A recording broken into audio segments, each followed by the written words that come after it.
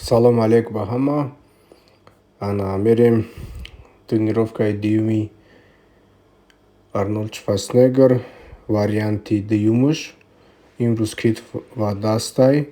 Якум китфҳоро гарм мекунем. Қати дастҳо барои ки программаи даст сар мешава, баъд китф мешава охирда. Якума бицепс сар мекунем. Подъём штанги на бицепс стоя. 6 подход, 8 повторений. Пешай машқ шурӯъ разминка кунен, китфҳоро гарм кунен, баъд машқа сар кунен. Весои сабук барои ки якум упражнение оста веса зиёд мекунем. То рабочий весоро мерем, баъд рабочий весоро 8таи задан мегирем. Данный тренировочный план барои калон кардани мушакҳо, барои вазн гирифтан, барои релиф додан. Усуш уже от питания зависит мекунад.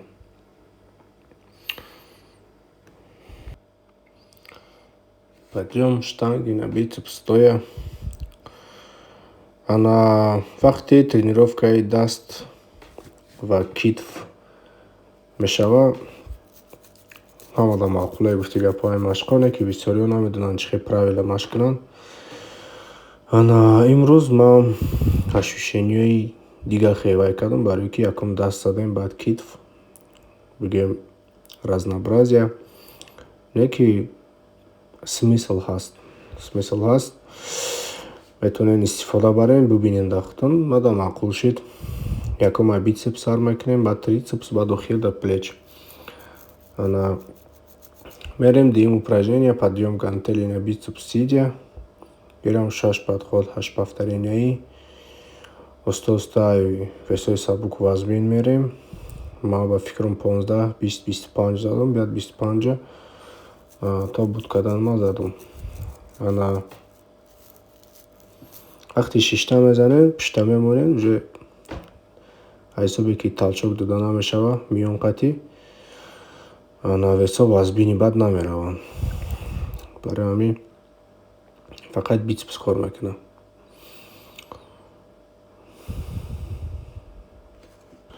ранги чӣ хеле ки варианти якуми тренировкаи машқи груд, спина, почада гуфта будам.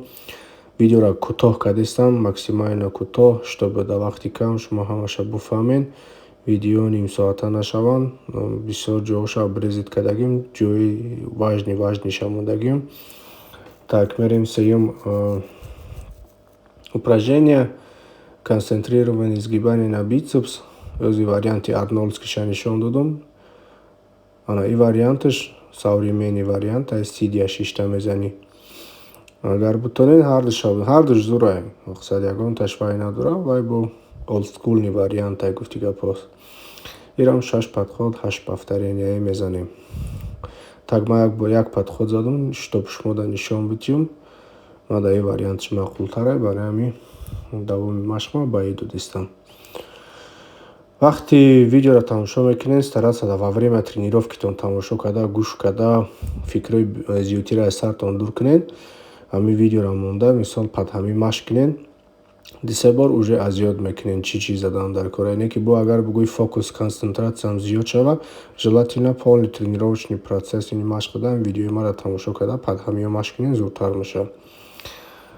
Так, баъди бицепс 3 упражнения буд чидан, пишти даст сар мешавад, жим штанги лёжа узким охватом, 6 подход, 8 повторений. Оста веса вазбин мекунем. Так, каларо камтар мебардорем, почора мебардорем, чтобы пишт кулула шава, грудо кам кор кунав, пишти даст бисёртар кор кунав. Дар грудо нарасонда полностью боло мебардорем. 6 подход, 8таи. Баъди разгибание на трицепс на верхнем блоке. 6 подход, 8 повторений гуфтагиай. Чӣ хеле мебинед максимальный вес. Иҷо осонтаре задан. 6 подход мезанем. И ба мерем дига упражнения да. Ощущениёе ки вақти машқ дам чувствовать мекунӣ, гуфта намешавад чӣ ощущение, барои ҳамин ира фақат кардан дидан дар корай. Так, мерем французский жим со штангой стоя. Ирам 6 подход 8 повторений. Желательно хели упражнения многосуставной, да, бугмоту нахшру гарм када оста бзанин, барои ки ҳисоби ки мышца ба қувват агар весои вазбин қати риски сар кини метавони хата травмировать кини. Так мерем баъди жим штанги. Так, французский жим с гантели стоя. Гантели за головой меган обычно. Обеими руками ирам 6 подход 8 повторений. Ана тарзи бардоштанша мебинен. Каси стоя задан наметуна 6 бзана ва проблема нест. Якобой арнольдский вариант айда. Ма ами видеода то ба фикрам 50 килора рафта будам анхе стоя. Барои ами шуморам метонин. Инем ба фикрам 50 килои. Ранги ки ҳамаш 6 подход 8 повторений. Барои ами да таги чизона навиштам. Ана эҳтиёт кунен китф-пифтона маиб накунен ки камтара паст не. Баъди пушти даст бучидан ба китф мегзарем. Якум упражнение жим штанги сидя 6 подход 8 оста турбаи холӣ, барои ки дигар қисми баданай баъд веса зиёд кардан мегирем. 10 кило баъд ина 70 кило. Инҷо вазбин намерава, барои ки пушти даст задем пешаи ҳисобе ки даст качат мекунӣ, дастҳо слабӣ меша, баъд уже жимавии движения камтар мера.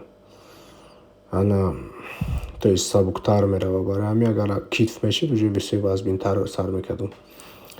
Баъди вай буд кардан махи мерем. Махи гантелями в стороны гуфтагиай. Ана 6 подход 8. Естественно весои вазбин, масса. Ана ма ба фикрам 20 кило ақати задам ҳамаи подходҳои рабочима. Айчанд угл нишон додистам ки чӣ хел бардоштан дар корай. Бисёро масъалаи техника менависанд. Техникаи нодуруст бигем нестай. Камаю техника аст ки упражнениеро зудтар прокачка карда мешавад. Барои ҳамин старатсия кунед як точкаеро биёбем ки мышцатона ҳис мекунед. Агар ҳис накардед, значит чӯта не так алиш кардан дар кораи ягонҷоша. Так мерем разведение гантели сидя в наклоне. Ма 6 назадам, росто задам. И варианта меша бишнем бзанинам меша барои задни пучоки делтияй. Ана 5 подход 8 повторений гуфтагиай.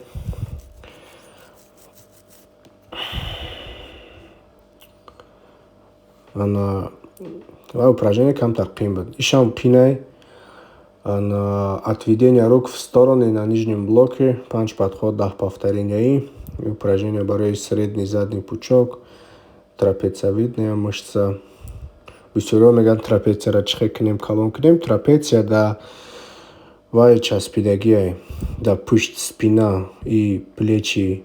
Барои ҳамин трапецияро лучше ба плечи и спина прокачать кунед. То есть отдельно трапеция меша зада вай барои пиковую форму додан. Агар гӯй просто трапецион камтар форма пайдо кунем, и китфу спина бисёр задан дар кораи худаш мебурояд. Барои ки ман весои вазбинам мезадам намебуромад. Так, тренажер дам 5 подход 10 мезанем. Баъди пресс. Пресс, подъем ног, 5 подход, 10 отказа чанд тай мерава. Ман жим лежада нағз мебинам заданша зур кор мекунам. Ана ба ҳамин видеои мо тамом мешава. Подписаться кунен, лайка фаромӯш накунен, комментария кунен, ягон бай дошта бошем пешниҳод кунен.